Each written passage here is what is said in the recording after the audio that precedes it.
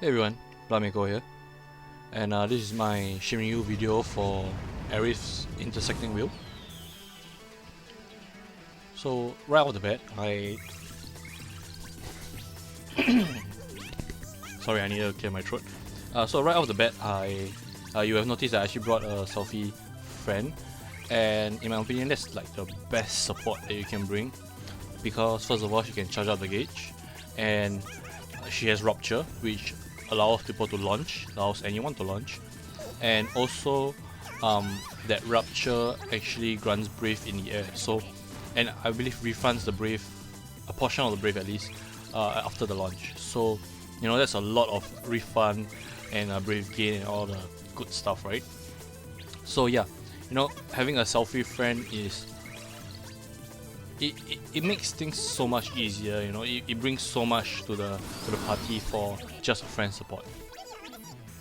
So that being said, if you are not able to get a selfie friend, then I would suggest to run a Luna Freya call, and then you know, figure out some way to you know, get a launch in if you are able to. But if not, then yeah, setting up for that for the FR is more important, in my opinion. The launch, you know, is nice to have, but it's not a game changer. It is a game changer, but it doesn't. It will not kill your run if you don't have it. That's what I'm trying to say. So put on the Raijin call, and you know, now we are more or less safe from anything that they can do for at least 2 turns. And you also notice that Raijin was actually doing 1 brave, and that's because these bosses are immune, or rather, they are resistant to all elemental damage except for ice. Okay, the nice thing is that Rinoa is actually doing non-elemental, so if you are running Rinoa, you don't have to have a ice enchant, you know, ice enchant call. But even though I also decided to run Kurasame, just so that I can you know, increase the HP damage I can do. So yeah, that's the reason why I brought a Kurasame call. And I also brought I am blanking on his name right now. Simoy, yeah, Simoy's call as well. And the reason why I brought it was actually pretty lucky. I did not know who else to bring, first of all, and why I say I was lucky was because you notice that the bosses has specific thresholds, right? Or rather, that one threshold. But if I'm not wrong, at about 79%, they will actually buff themselves. So yeah, I mean, the buff isn't really it doesn't really hurt your run. I believe it's like strength up, attack up, or something like that. You know, all the more or less the generic buffs. But it's just nice that I can remove it, you know, when I need to or when I want to. And that's the reason why I say that I'm lucky that I brought Simoy, because I did not know they were going to buff themselves. it was just so convenient that I have a dispeller. But yeah, right now I'm actually trying to charge up the gauge for applying all the debuffs.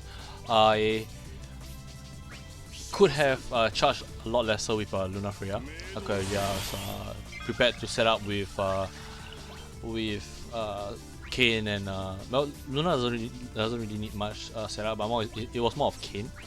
And as you can see, I couldn't see where Kane was gonna delay himself to. I was kind of hoping that he would delay himself after Rinoa comes back, but yeah, I was unlucky in terms of the turn order.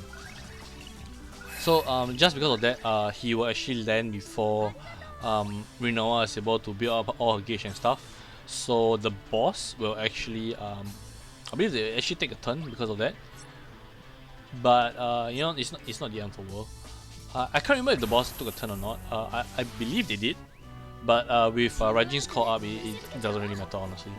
In fact, I could have just went into summon as well, just so that I can really ensure that they don't get a single turn. The only issue is that I can't burst, obviously, in the summon, so yeah. So there we go, Kane managing to break one of them.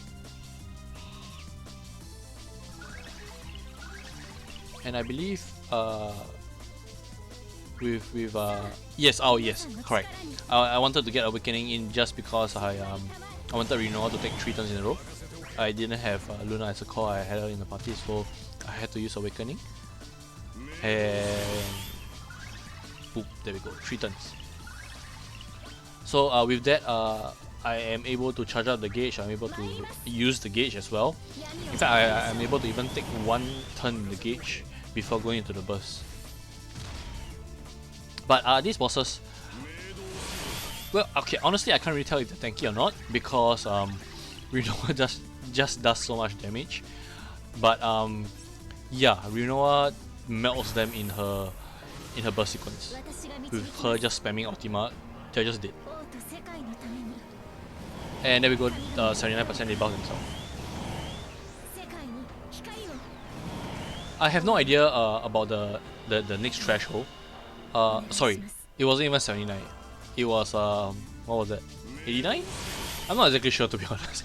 I never really noticed that they buff themselves then. I guess they buff themselves again at 79 because I remember I only dispelled it once. So yeah, I guess at this point of the fight I didn't notice that the buff they actually buff themselves. Oh right, they actually buff themselves when they rise. Yeah, that was it. Oh, that's funny, man. By the way, their all attack is just a brave attack, but it inflicts something called charm. I think that was like you know, when Dissidia first came out, it was so long ago when charm was so annoying. But yeah, so it's basically like a stun. You can't take a turn. You can't do anything. So yeah, you know, annoying, but you know, it's just 1 turn. The only issue is that if they were to take multiple turns in a row, that's when having your character charmed will be an issue. But if you're running someone like Kane, then obviously, you know, not the end of the world. Right? So there we go. Brought them both down to 79%, and then I dispel. And honestly, I can just end the commentary right here because I have no idea what they do. Whatever I just said they did was in the Lufinia fight. I have no idea how different they will be in the Shinryu fight. I'll just link the link for the mechanics to the Tomberry Troops mechanics page. Yeah, you know, where they say every single mechanic and recommended characters. And you also notice that towards the end of the fight, I actually used Rinoa's LD. First of all, I thought it could heal all the party members. I was wrong. And secondly, because I had overkilled multiple times on B, so it doesn't really matter what skill I use. I could just, you know, use a brave attack and I'll still be fine. For those of you that actually wants to have full health, then you should actually use Angelo Cannon, because I think that's the one that actually heals your party members. So yeah, guys, another way to really maximize your damage is actually go in during the 6th turn of the force gauge. Like, you know, just use your Angel Wing all the way until there are 6 turns left, and then go into your burst and just spam Ultima all the way. Because Ultima does way more damage than Rinoa's burst finisher, if I'm not wrong at least. So yeah.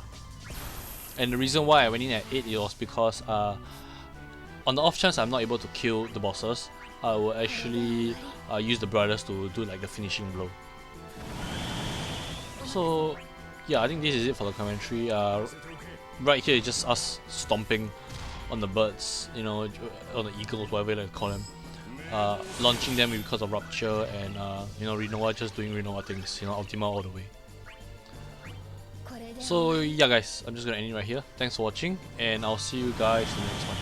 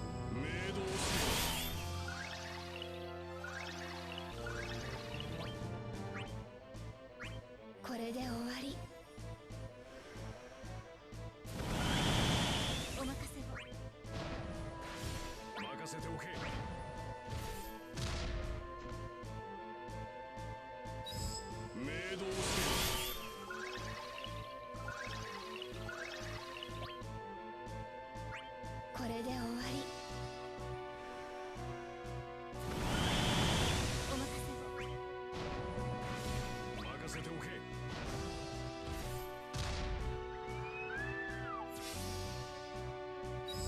明動せよ。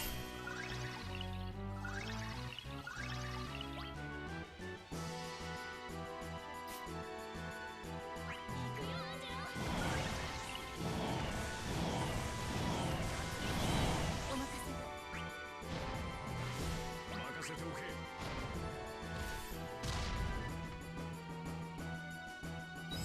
明動せよ。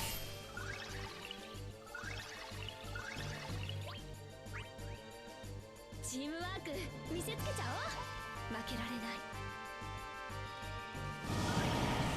最後にしましょう。